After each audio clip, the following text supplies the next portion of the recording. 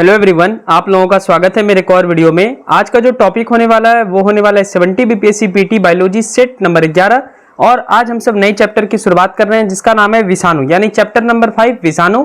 तो chapter number 1 से लेकर के 4 तक हम सब कोशिका विभाजन तक पिछले वीडियो में हम सब पढ़े थे। आज हम सब एक नए चैप्टर को शुरुआत कर रहे हैं जिसका नाम है विषाणु यानी वायरस। समझने का प्रयास करेंगे और बहुत ज्यादा इंफॉर्मेशन इसमें से पूछता है आपके एग्जाम में और बहुत ही इंटरेस्टिंग सब चीज मैं आपको बताऊंगा।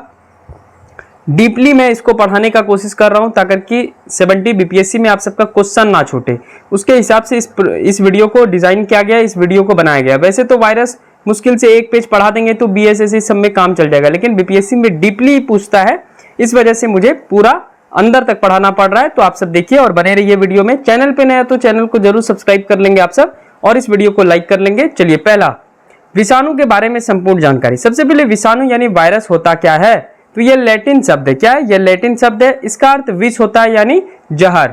यह केवल रोग उत्पन्न करता है। देखिए, जीवाणु कभी कभी फायदा पहुंचाता है, जैसे लैक्टोबैसिलस जीवाणु जो है, जो कि दही में रहता है और दही हम सब खाते हैं तो क्या होता है, उससे भोजन पच जाता है तो वो फायदा पहुंचाता है। लेकिन वायरस कभी भी फायदा नहीं पहुंचाता है। अभी रिसेंटली एग्जाम्पल ले कोरोना का, तो कोरोना भी तो एक वायरस था। क्या वो हम सबको फायदा पहुंचाया? तो कभी भी नहीं फायदा पहुंचाया। तो इसलिए विषाणु जो है केवल रोग उत्पन्न करने के लिए बना है। वायरस का अध्ययन वायरोलॉजी में करते हैं, इसको जरूर याद रखेंगे, बार बार पूछता है क्वेश्चन। पहले वायरस को खोजा गया था कहां? तो इवान वस्की द्वारा तंबाकू मोज़ेक वायरस में पहला वायरस खोजा गया था। याद रखेंगे, तंबाकू के पौधे में पहला वायरस खोजा गया था इवान वस्की द्वारा। आगे बढ़ते हैं, वायरस के बारे में और बहुत कुछ जानते हैं हम सब। नेक्स्ट इंटरेस्टिंग चीज जानते हैं, स्टैनली ने सर्वप्रथम विषाणु को क्रिस्टल में बदला था। इसको याद रखेंगे आप सब।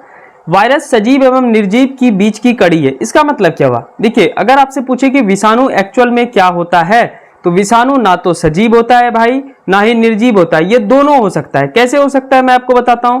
तो विषाणु सजीव है तो इसका क्या कारण हो जाएगा, और विषाणु निर्जीव है तो इसका क्या कारण हो जाएगा, दोनों अभी हम सब देखते हैं। सबसे पहले विषाणु सजीव है, इसका निर्माण कार्बनिक पदार्थ द्वारा हुआ है। ठीक है, चूंकि इसका निर्माण कार्बनिक पदार्थ द्वारा हुआ है इसलिए यह सजीव है। विषाणु प्रोटीन एवं न्यूक्लिक अम्ल का बना होता है इसलिए यह सजीव है। देखिए, इसको कोई एक सपोर्ट चाहिए, जैसे कि हमारे शरीर में अगर वायरस जाएगा तो वायरस जो है अपनी जनसंख्या को बढ़ाते जाएगा। बात समझ में आ रहा है? जैसे कि कोरोना आया तो वो क्या कर रहा था, म्यूटेट होकर के वायरस अब मेरे अंदर है, मान लेते हैं कोरोना की हम सबके शरीर के अंदर है, तो शरीर के अंदर रहने से क्या होगा, जितना जो चीज आप करेंगे, जो चीज आप उसको पिलाएंगे, उससे वो और ज्यादा ताकतवर होते जाएगा। यानी एक उसको सहारा चाहिए, वो सजीव है। अगर वो वायरस जो है कहीं पर भी नहीं है, किसी स्थान पे पड़ा हुआ है, तो वो कुछ टेम्परेचर में मर जाएगा, जैसा कि अभी हम सब आगे देखेंगे भी। यानी अगर विषाणु सजीव है तो विषाणु सजीव भी हो सकता है और विषाणु निर्जीव भी हो सकता है। इसके रवा बनाए जा सकते हैं, इसको याद रखेंगे। यह बिना वाहक कोशिका के जनन नहीं कर सकता है, इसे हम निर्जीव विषाणु कहते हैं। यानी इसका मतलब यह हुआ कि अगर वायरस कहीं पर भी जमीन पे पड़ा है, उसको हम सब टच नहीं कर रहे हैं, तो वो उड़ के हमारे शरीर में नहीं आ जाएगा। लेकिन वही विषाणु बाई चांस हम सब टच कर दिए और हमारे शरीर के अंदर चले गया, जैसे कि कोरोना जा रहा था, छींक के वजह से जा रहा था या किसी छिद्र की वजह से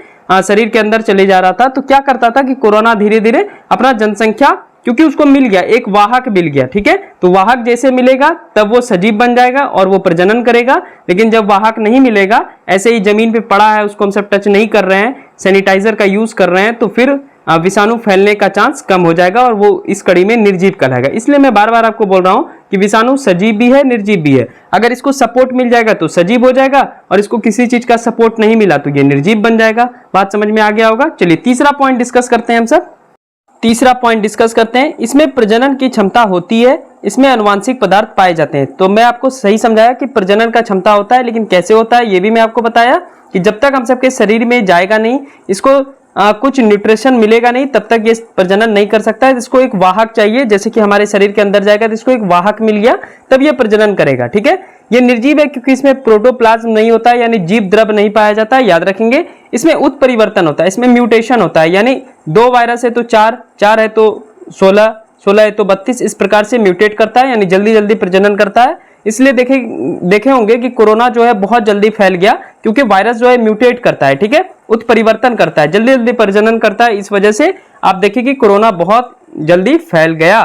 ठीक है, विषाणु निर्जीव है, यानी इसमें श्वसन पोषण उत्सर्जन नहीं होता है, इसको याद रखेंगे। यह एंजाइम का संश्लेषण करता है, इसलिए यह सजीव है। तो सजीव भी है विषाणु और निर्जीव भी है, बस कड़ी अलग अलग है।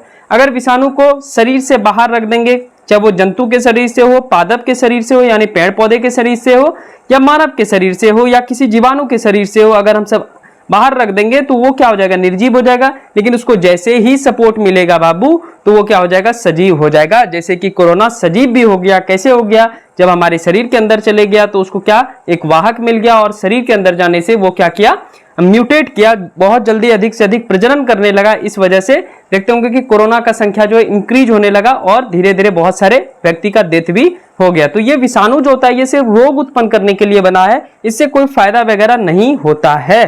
चलिए नेक्स्ट पॉइंट डिस्कस करते हैं।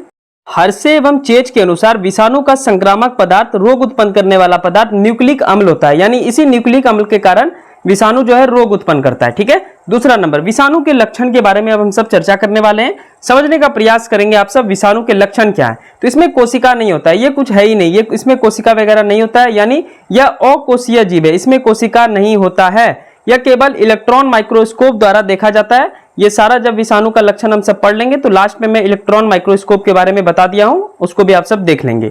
यह केवल इलेक्ट्रॉन माइक्रोस्कोप द्वारा देखा जा सकता है। यह अंतरकोशीय परजीवी के रूप में कार्य करता है, यानी जब ये शरीर के अंदर आपके जाएगा तब ये अपना कार्य दिखाना शुरू कर देगा। कोविड का इसलिए मैं बार बार एग्जांपल ले रहा हूं ताकि आप सब रिलेट कर पाए। जैसे ही कोरोना शरीर के अंदर गया, आप सबको बीमारी उत्पन्न होने लगा, जैसे कि फीवर आना, बुखार आना, सर्दी आना। ठीक है, बुखार और फीवर क्या एक ही बोल दिया मैं, मतलब फीवर, सर्दी, खांसी, ये सब होने लगता था। तो अंतरकोशीय परजीवी के रूप में कार्य करता है। इसमें आरएनए और डीएनए पाया जाता है। कैसे पाया जाता है, तो पादप विषाणु में, या विष्णु लिखा गया, विषाणु लिख देंगे। ठीक है, पादप विषाणु में आरएनए होता है, यानी पेड़ पौधे में आरएनए होता है, जबकि जंतु विषाणु में डीएनए होता है। ठीक है, डीएनए विषाणु होता है जंतु में, पादप विषाणु में आरएनए होता है। याद रखेंगे, आरएनए का फुल फॉर्म क्या होता है, राइबोन्यूक्लिक एसिड। ठीक है, और डीएनए का फुल फॉर्म क्या होता है, डाईऑक्सीराइबोन्यूक्लिक एसिड। याद रखेंगे आप सब। चलिए बढ़ते हैं अगले लक्षण की ओर। पांचवा पॉइंट है, विषाणु का आकार 10 नैनोमीटर से 300 नैनोमीटर के बीच होता है, और 1 नैनोमीटर बराबर होता है 10⁻⁻9 मीटर। यहाँ किसानों को काट करके विषाणु करेंगे। ठीक है, तो विषाणु का आकार 10 नैनोमीटर से 300 नैनोमीटर के बीच होता है। 6 नंबर, विषाणु का बाह्य आवरण को कैप्सिड बोलते हैं। क्या बोलते हैं, कैप्सिड बोलते हैं। विषाणु के बाह्य आवरण, जो बाह्य मतलब बाहर का जो ढांचा होता है, वो कैप्सिड का बना होता है। और कैप्सिड क्या होता है, ये प्रोटीन के बने होते हैं। यानी इसमें दो बात होता है, कैप्सिड में क्या क्या रहता है, 94% प्रोटीन और 6% रहता है न्यूक्लिक अम्ल। याद रखेंगे। ठीक है, सबसे पहले हम सब क्या देखें, विषाणु का आकार 10 नैनोमीटर से 300 नैनोमीटर के बीच होता है। 1 नैनोमीटर बराबर 10⁻⁻9 मीटर होता है। विषाणु का बाह्य आवरण कैप्सिड का बना होता है, और कैप्सिड जो है ये प्रोटीन का बना होता है। लेकिन इनमें कैप्सिड में एक और चीज पाया जाता है, 94% प्रोटीन के साथ साथ 6% न्यूक्लिक अम्ल भी पाया जाता है, क्योंकि यही न्यूक्लिक अम्ल जो है बाबू, यही रोग का कारक बनता है। यानी विषाणु से जो भी रोग उत्पन्न होता है, यही न्यूक्लिक अम्ल के कारण उत्पन्न होता है। क्लियर हो गया होगा आप सबको ये बात मेरा। चलिए 6 पॉइंट के बाद 7वां पॉइंट, विषाणु में जैविक क्रियाएं नहीं होती, जैसे वृद्धि, श्वसन, उत्सर्जन, पोषण, ये सभी नहीं होती है। ये क्रियाएं विषाणु में नहीं होती है। विषाणु कर लेंगे, ये विष्णु नहीं है, विषाणु कैसे लिखा गया हमसे, विषाणु कर लेंगे। ठीक है, आगे से मैं ध्यान रखूंगा। विषाणु में जैविक क्रियाएं नहीं होती है, जैसे वृद्धि, श्वसन, उत्सर्जन, पोषण, ये सभी जैविक क्रियाएं विषाणु में नहीं होती है। 8 नंबर, विषाणु अधिकतम 90 डिग्री सेल्सियस तक जीवित रहता है। इसको याद रखेंगे, 90 डिग्री सेल्सियस से ऊपर विषाणु मर जाता है। इस तापमान को थर्मल डेथ पॉइंट कहते हैं। हमेशा याद रखेंगे, 90 डिग्री सेल्सियस के ऊपर विषाणु मर जाता है। इस तापमान को थर्मल डेथ पॉइंट कहते हैं। इसको याद रखिए। 9 नंबर, एक्सरे एवं पारे के लैंप की रोशनी में विषाणु 1 घंटे के बाद निष्क्रिय हो जाता है। यानी 90 डिग्री सेल्सियस तक तो ये जीवित रह सकता है, यानी काफी टेम्परेचर तक विषाणु जीवित रह सकता है। इसलिए आप देखेंगे कि कोरोना मरा नहीं, क्योंकि यहाँ अधिकतम तापमान जो बढ़ा होगा वो कितना बढ़ा होगा, 55 डिग्री, 56 डिग्री, इतना ही बढ़ा होगा। इसलिए विषाणु जो है मरा नहीं। ठीक है, क्योंकि ये 90 डिग्री सेल्सियस तक सर्वाइव कर लेता है, और एक्सरे और पारे के लैंप की रोशनी में विषाणु जो है 1 घंटे के बाद निष्क्रिय हो जाता है। इस पूरे जितना भी ये वाला पेज आप देख रहे हैं, इसमें जहां जहां विष्णु है उसको काट के विषाणु कर लेंगे। ठीक है, आप सब सही कर लेंगे। इसके लिए मैं माफी चाहता हूं, आगे से ध्यान दूंगा। ठीक है, चलिए नेक्स्ट पॉइंट मैं आपको समझाता हूं, इलेक्ट्रॉन माइक्रोस्कोप। अभी हम सब देखे थे, क्योंकि इलेक्ट्रॉन माइक्रोस्कोप से ही आप क्या कर सकते हैं, विषाणु को देख सकते हैं। तो ये देखिए क्या होता है, इसमें दृश्य प्रकाश या परावैंगनिक किरण के जगह इलेक्ट्रॉन बीम का उपयोग किया जाता है। इलेक्ट्रॉन माइक्रोस्कोप का निर्माण नॉल एवं रुस्का द्वारा किया गया था। इसको याद रखेंगे। इसके द्वारा 10 लाख गुना अवधि प्रतिबिंब प्राप्त होता है। इससे केवल विषाणु को देखा जा सकता है। इस 4 बात को याद रखेंगे। इलेक्ट्रॉन माइक्रोस्कोप से विषाणु को देखा जाता है। इसका निर्माण किनके द्वारा किया गया था? तो नॉल एवं रुस्का द्वारा इसका निर्माण किया गया था। ये दोनों सबसे महत्वपूर्ण है इलेक्ट्रॉन माइक्रोस्कोप में। विषाणु क्या होता है ये सब हम सब देख लिए। अब चलिए चलते हैं विषाणु के प्रकार के ऊपर हम सब बात करेंगे। ठीक है, विषाणु क्या है, विषाणु के लक्षण क्या है, ये हम सब देख लिए। विषाणु के प्रकार का वर्णन करते हैं, इसको समझेंगे अच्छे ढंग से। तो विषाणु के प्रकार, पहला विषाणु है डीएनए विषाणु। अब डीएनए विषाणु क्या होगा भाई? तो इनमें अनुवांशिक पदार्थ डीएनए होता है। ये अधिकांश जंतु वायरस होते हैं। जंतु में जो भी विषाणु द्वारा जो रोग उत्पन्न होता है उसमें यही कारक होता है, न्यूक्लिक अम्ल कारक होता है, ये आपको पता है। तो इसको डीएनए विषाणु कहेंगे। उदाहरण पॉक्स वायरस। ठीक है, पॉक्स वायरस हो जाता है चिकन पॉक्स, जिसको आप सब बोलते हैं। शरीर में बहुत ज्यादा वो हो जाता है बिंदा बिंदा टाइप, तो इसको चिकन पॉक्स बोलते हैं। ये किसके कारण से होता है? तो डीएनए विषाणु के कारण से होता है। अब डीएनए वायरस 2 प्रकार के होते हैं। पहला एकल श्रृंखलित डीएनए वायरस, यानी जिसमें एक म्यूटेट हो। ठीक है, एक एकल हो, एक लाइन हो, तो एकल श्रृंखलित डीएनए वायरस। आइए समझते हैं कि एकल श्रृंखलित डीएनए वायरस कौन कौन सा होगा। तो 5 गुना 174, 5 का साइन ऐसे होता है, देखिए बना देता हूं मैं। तो इस प्रकार इसको 5 बोलेंगे, तो 5 गुना 174 इसको कॉलीफेज बोलते हैं। तो ये कॉलीफेज जो है ये क्या है? 5 गुना 174 ये क्या है? एकल श्रृंखलित डीएनए वायरस। S13 क्या है? इसको भी कॉलीफेज बोलते हैं, ये भी है एकल श्रृंखलित डीएनए वायरस। दूसरा प्रकार जो है वो है डीएनए वायरस का द्विकुंडलित डीएनए वायरस। इसमें डबल स्टैंडर्ड होगा, मतलब इस प्रकार से कटा होगा, देख लीजिए। तो द्विकुंडलित डीएनए वायरस की 2 श्रृंखला होती है। इसमें कितना श्रृंखला होगा? 2 श्रृंखला, इस प्रकार से। और इसके जो उदाहरण मैं लिखवा रहा हूं इसको जरूर याद रखिए आप सब। उदाहरण क्या हो जाएगा? T1, T2, T3, T4, जिसको कॉलीफेज बोलते हैं, ये क्या हो जाएगा? ये हो जाएगा द्विकुंडलित डीएनए वायरस। इसके अलावा हर्पीज वायरस, एडिनो वायरस और फॉक्स वायरस, ये तीनों वायरस जो है ये भी है द्विकुंडलित डीएनए वायरस। तो ये उदाहरण से बार बार पूछेगा आपके एग्जाम में, हार्ड है लेकिन इसको याद करना है। ये सारा उदाहरण जो है ये द्विकुंडलित डीएनए वायरस का उदाहरण है। आगे बढ़ते हैं, चलिए दूसरा नंबर हम सब देखते हैं आरएनए वायरस। ठीक है, एक डीएनए वायरस देख लिया अब हम सब। दूसरा जो वायरस का प्रकार है वो है आरएनए वायरस। इसमें अनुवांशिक पदार्थ आरएनए होता है। यह समान रूप से पादप विषाणु होता है, यानी पेड़ पौधे में विषाणु होता है। आरएनए वायरस भी 2 प्रकार का होता है, सेम टू सेम होगा, सिर्फ जो है उदाहरण अलग हो जाएगा, इसलिए मैं बार बार बोल रहा हूं, उदाहरण को याद रखिएगा। पहला एकल श्रृंखलित आरएनए वायरस, इसके उदाहरण है टोबैक, मोजैक विषाणु। जो टोबैको आप समझते हैं, तंबाकू के पौधे में जो मोजैक विषाणु लगता है उसी को बोलते हैं टोबैक, मोजैक विषाणु। इन्फ्लुएंजा, पोलियो और ल्यूकेमिया। ठीक है, ल्यूकेमिया एक कैंसर का प्रकार होता है। तो ये 4 जो है ये आरएनए वायरस की कौन सी श्रृंखला में आता है? तो एकल श्रृंखलित आरएनए वायरस का उदाहरण है, इसको याद रखेंगे। दूसरा जो प्रकार है आरएनए वायरस का, चलिए एकल श्रृंखलित आरएनए वायरस के बाद बात करते हैं हम सब दूसरा नंबर द्विकुंडलित आरएनए वायरस। ठीक है, इसके उदाहरण है राइस ड्वार्फ विषाणु, रियो विषाणु और ट्यूमर, तीनों याद रखेंगे। तीसरा है जीवाणु भोजी विषाणु, यानी बैक्टीरियोफेज वायरस। बहुत इंटरेस्टिंग चीजें मैं आपको समझाता हूं। जब विषाणु जीवाणु को संक्रमित करता है तो इसे जीवाणु भोजी विषाणु कहते हैं, इसको याद रखिएगा। ठीक है, जब विषाणु जीवाणु को संक्रमित करेगा तो इसको जीवाणु भोजी विषाणु कहते हैं। और इसके खोजकर्ता थे FW ट्रॉट, और ये जो नाम दिया था बैक्टीरियोफेज तो ये दिया था PD हेरेल ने। ठीक है, इसको याद रखेंगे। इसके अलावा नीचे देखिए एक लाइन लिखा हुआ है, इसमें जो अनुवांशिक पदार्थ है, अनुवांशिक पदार्थ डीएनए होता है, यह पता हर्शे तथा चेज द्वारा लगाया गया था। ये तीनों बात याद रखेंगे आप सब। जीवाणु भोजी विषाणु के बारे में और 1-2 पॉइंट जानिए।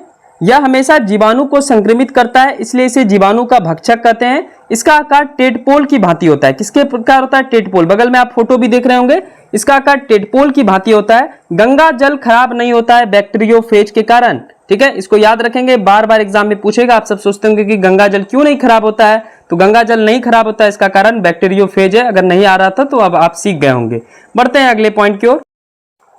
चौथा विषाणु हम सब देखते हैं, 4 नंबर। इसका नाम है आपका वायराइट्स। ठीक है, क्या है? वायराइट्स। ये क्या होता है? इसके विषय में डायनर ने सबसे पहले बताया था, याद रखेंगे। ऐसा विषाणु जिसमें प्रोटीन का आवरण नहीं होता है उसको क्या बोलते हैं? वायराइट्स बोलते हैं। यह समान रूप से पौधे को संक्रमित करता है और यह द्विकुंडलित आरएनए का बना होता है। इसको याद रखेंगे, यह द्विकुंडलित आरएनए का बना होता है। यह सबसे सूक्ष्म रोगजनक कारक है। वायराइट्स से होने वाला रोग भी अभी आगे हम सब देखेंगे। तो ये 3-4 पॉइंट वायराइट्स के बारे में आप सब याद रखें। यह सामान्य रूप से पौधे को संक्रमित करता है। इसका अर्थ हुआ कि यह थोड़ा बहुत जंतु को भी संक्रमित कर सकता है। यह द्विकुंडलित आरएनए का बना होता है, अभी हम सब पढ़ ही रहे थे, एकल और द्वि। ठीक है, तो ये आरएनए का बना होता है, द्विकुंडलित डीएनए का बना नहीं होता है, ये आरएनए का बना होता है। और यह सबसे सूक्ष्म रोगजनक कारक है, सबसे छोटा कारक जो है विषाणु के रूप में, वो सबसे छोटा जो है यही है, वायराइड्स है। इसके कुछ उदाहरण समझते हैं हम सब। तो नारियल में क्रिक्सैंथेमस स्मट रोग जो होता है वो वायराइड्स के कारण होता है। आलू में स्प्लेंडर ट्यूमर रोग भी वायराइड्स के कारण होता है। इतना बात आई होप कि समझ गए होंगे। चलिए प्रियॉन्स पढ़ते हैं। 5वां नंबर, इसके विषय में स्टेनले प्रूसिनर ने बताया था सबसे पहले। इसमें केवल प्रोटीन होता है, न्यूक्लिक अम्ल नहीं होता है। वायराइड्स में आप याद कीजिए प्रोटीन नहीं होता था, न्यूक्लिक अम्ल होता था, जबकि प्रियॉन्स में जो है केवल प्रोटीन होता है, न्यूक्लिक अम्ल नहीं होता है। यह केवल वाहक यानी कैरियर के रूप में कार्य करता है। वाहक का मतलब क्या हो गया, सिर्फ ये सपोर्ट करेगा विषाणु को कोई भी रोग उत्पन्न करने के लिए। ठीक है, आगे बढ़ते हैं। आइए इसके भी उदाहरण को हम सब समझेंगे। तो प्रियॉन्स का उदाहरण है भेड़ों में स्क्रेपी रोग होना और गायों में पागलपन रोग होना, ये प्रियॉन्स के कारण ही होता है। डायरेक्ट क्वेश्चन आएगा कि किस विषाणु के कारण गायों में मैडकॉ रोग होता है यानी पागलपन रोग होता है, तो प्रियॉन्स के कारण होता है। चलिए 6 नंबर पढ़ते हैं। इंटरफेरॉन आखिरी है ये। इसके खोजकर्ता थे एलेक्सन आइजैक्स एवं लिंडोमान, याद रखेंगे नाम। अब ये इंटरफेरॉन क्या होता है, तो जब पोषी कोशिका को विषाणु संक्रमित करता है, यानी जो पोषण वाला कोशिका है उसको विषाणु संक्रमित करता है, तो शरीर का एक पदार्थ का निर्माण होता है इस संक्रमण के विरुद्ध। ठीक है, तो शरीर में एक पदार्थ का निर्माण होता है, इस संक्रमण के विरुद्ध लड़ने के लिए पदार्थ का निर्माण होता है, उसी को इंटरफेरॉन बोलते हैं। यानी एक पोषी कोशिका को जब विषाणु संक्रमित करेगा तो पोषी कोशिका द्वारा एक ऐसा पदार्थ का निर्माण किया जाएगा जो उस विषाणु से लड़ेगा, इसी को बोलते हैं इंटरफेरॉन। बहुत ही आसान भाषा था। चलिए इसके भी उदाहरण समझेंगे, उदाहरण बार बार एग्जाम में आएगा। नेक्स्ट पॉइंट देखते हैं हम सब इंटरफेरॉन का ही। ठीक है, तो इंटरफेरॉन जो है यह ग्लाइकोप्रोटीन के बने होते हैं और यह विषाणु का गुणन रोकता है। इंटरफेरॉन के 3 प्रकार होते हैं। कितने प्रकार होते हैं? 3, अल्फा, बीटा और उद्दीपित। ठीक है, तो अल्फा, बीटा, उद्दीपित इसके बारे में जानते हैं। तो श्वेत रुधिर कोशिका द्वारा उत्पादित होता है। अल्फा जो है श्वेत रुधिर, श्वेत मतलब व्हाइट सेल्स। ठीक है, तो आरबीसी जिसको बोलते हैं आप सब, तो श्वेत रुधिर कोशिका द्वारा उत्पादित होता है। बीटा जो है ये तंतु कोशिका यानी फाइब्रोब्लास्ट द्वारा उत्पादित होता है और उद्दीपित जो है यह लिम्फोसाइट द्वारा उत्पादित होता है। तीनों बात आप याद रखेंगे। इंटरफेरॉन का 3 प्रकार, अल्फा, बीटा और उद्दीपित, तीनों के बारे में मैं आपको बता दिया। अगला वीडियो जो आएगा वो विषाणु से ही रिलेटेड आएगा और उसमें हम सब पढ़ेंगे विषाणु से होने वाला रोग। ठीक है, मानव में कौन कौन सा रोग होता है, इसके अलावा जंतु में कौन कौन सा रोग होता है, पादप में कौन कौन सा रोग होता है, और फिर हम सब पढ़ेंगे वैक्सीन के बारे में। तो वैक्सीन भी बहुत ही इंटरेस्टिंग चीज है, बार बार एग्जाम में आता है उससे प्रश्न जब से कोविड आया है। तो चलिए आई होप कि ये वीडियो समझ में आ गया होगा। ये वीडियो पसंद है तो हमारे चैनल को सब्सक्राइब कर लेंगे और एक लाइक कर लेंगे। बहुत मेहनत लगता है इस वीडियो को बनाने में। ठीक है, तो प्लीज सब्सक्राइब करें, सपोर्ट करें इस चैनल को, ताकि मैं अच्छा कंटेंट आप सबके लिए लेते आऊं और आप सबको रियली में ऑनेस्ट नाम ऐसे ही नहीं पड़ा है हमारे चैनल का, ईमानदारी पूर्वक काम करते हैं। तो उस काम करने के जो भी प्राइसेस है वो सब्सक्राइब और लाइक के रूप में आप सब हम सबको दे सकते हैं। तो प्लीज सपोर्ट करें इस चैनल को और आगे हम सब बढ़ेंगे। चलिए मिलते हैं नेक्स्ट वीडियो में। Thank you so much.